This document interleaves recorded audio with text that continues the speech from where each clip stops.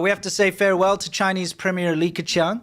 And I know how exciting Chinese politics is for everyone out there. I know that you're chomping at the bit to find out the intricacies of the Communist Party and the Politburos. And, you know, what is it that they're actually drinking out those little cups when they sit down in those rows?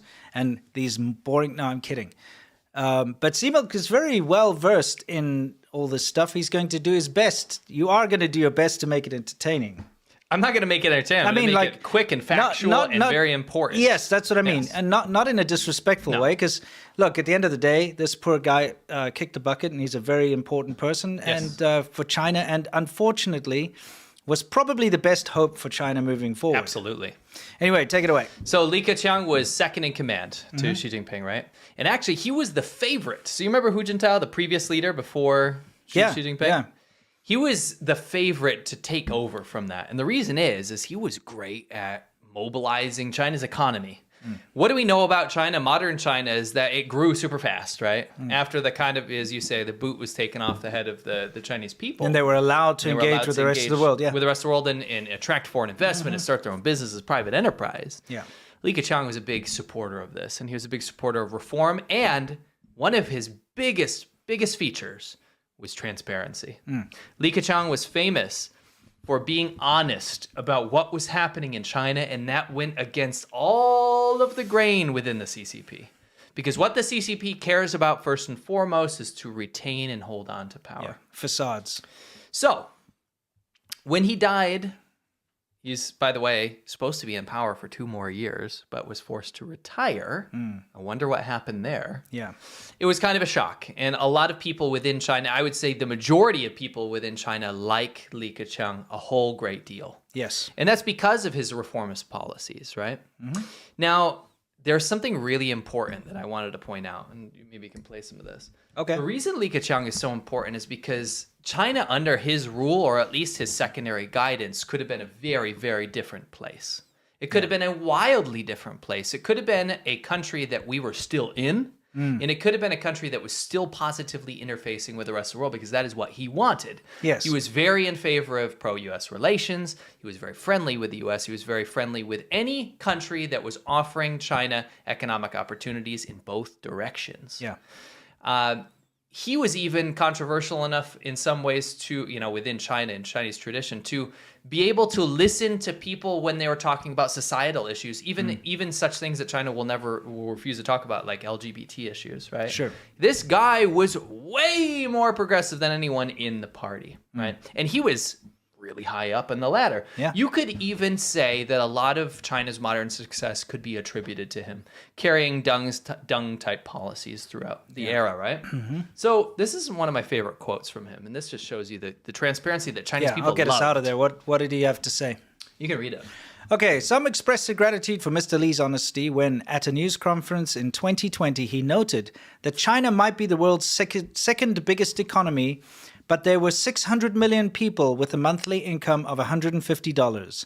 It was viewed as poking a hole in Mr. Xi's claim of beating poverty, which is true. So so the whole thing was Xi Jinping wanted to be, I've told people about this for a long time, but every Chinese leader needs to be known for something. Chairman Mao was known for creating the new China, the Communist Party of China, right? Deng Xiaoping was known for reform and opening, right? Yes. You had Jiang Zemin, who is known for stamping out religious groups like Falun Gong and stuff, and also known for continuing reform and opening even at a more aggressive pace, right? Continuing reform and opening. Everyone had like their thing, right?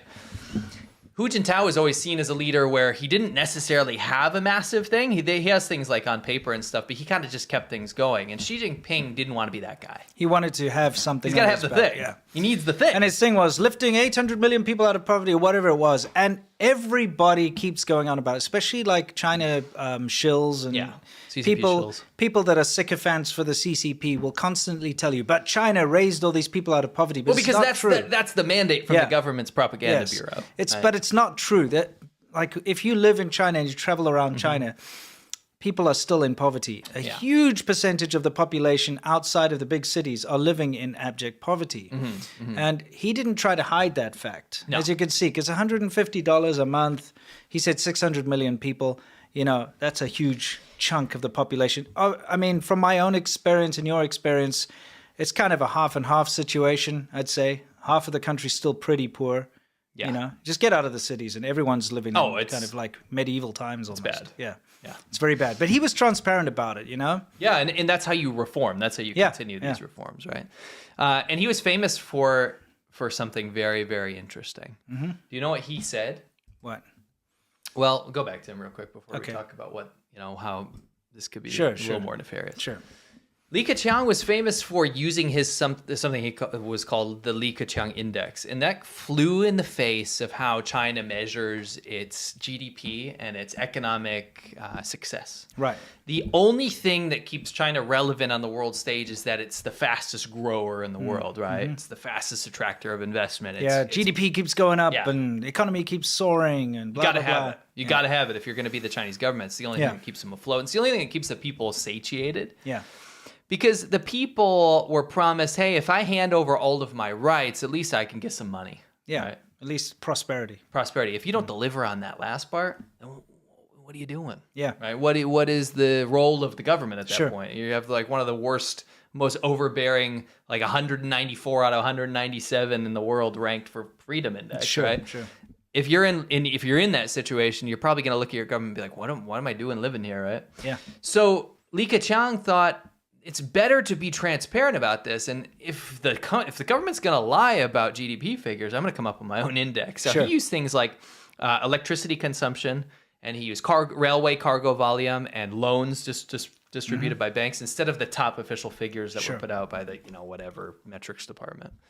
And that was really important because that was his way of still being able to have his finger on the pulse of what was actually happening within the economy of China. Sure.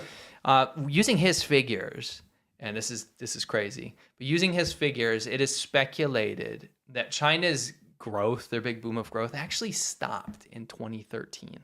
Wow. So 10 years ago, right? That's a long time. And ever since then, and that's when Xi Jinping took over, ever since then, we're looking at inflated numbers and false figures. It makes sense. Just pumping it up, right? We've seen all kinds of crazy studies about, the population's only half based on satellite data or whatever. But the be-all and the end-all is that he was the shining beacon. And I don't ever want to propel any authoritarian sort of official to a status that they don't deserve. But he was the best of the worst. Yeah, flying in the face of everything within the party and what evil it is comprised of. Yeah.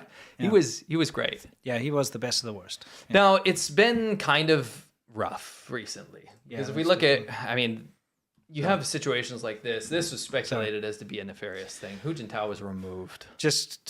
Completely. He was the last leader of China. This was the utmost powerful position. Yeah, exactly. He was in the opposing party within the Communist Party to Xi Jinping. Yeah. So he gave Li Keqiang a pat on the shoulder. That could have been a shoulder pat of death over there.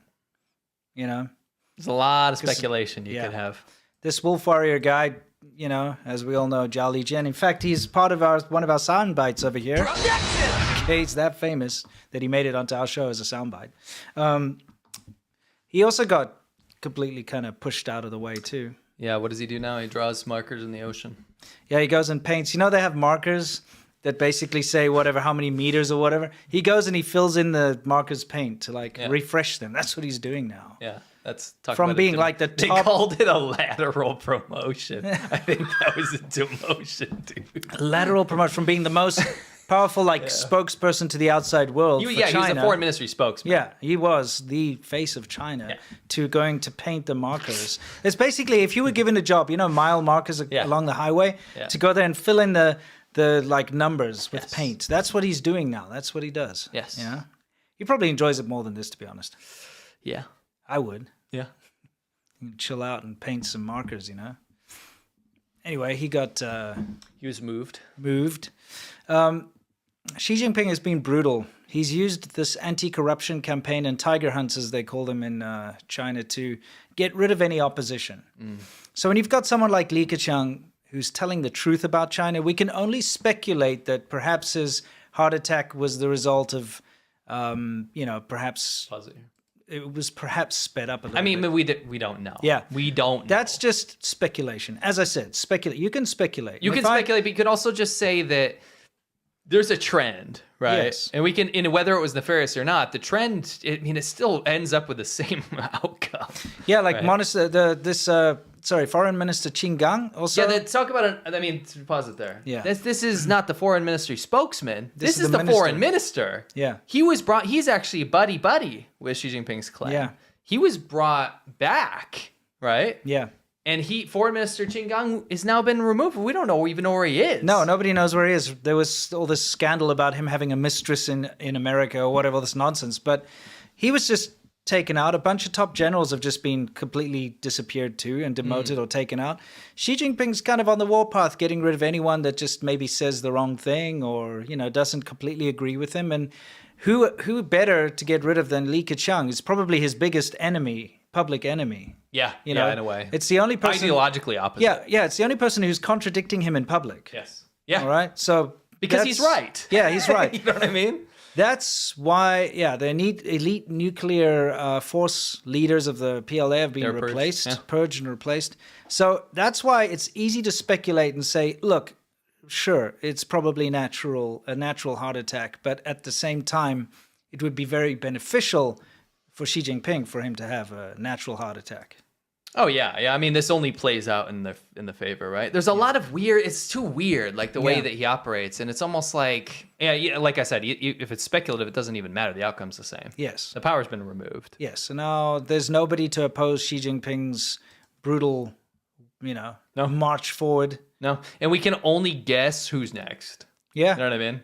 But this is kind of unheard of. Like, this rule of tyranny is wildly different than the previous leaders of China. Yeah. They were tyrannical. This is next level. It's next level. Xi Jinping's really a dirtbag, Today, we're talking about, we're talking about ourselves. We promise we're not going to show you a family album and be like, we're going to show you a family album. Well, we're not going to be like, this is me when I was 2 years old. That's me when I was 2 years old. I did look like Harry Potter at one point. Yeah, he did. Every photo of me when I'm around 12 or 13 years old, I look very dark. Peter Presley, you got to put that sign, you got to throw horns, bro. Put your samurai sword away. Anyway. Swim meet is like you take a shank of lamb and you like swim it around, you like whip it out. Favorite guilty pleasure music? My guilty pleasure must honestly be probably some like anime soundtrack. Probably not so much now, but I still do. I'll put it on around Christmas. Hanson.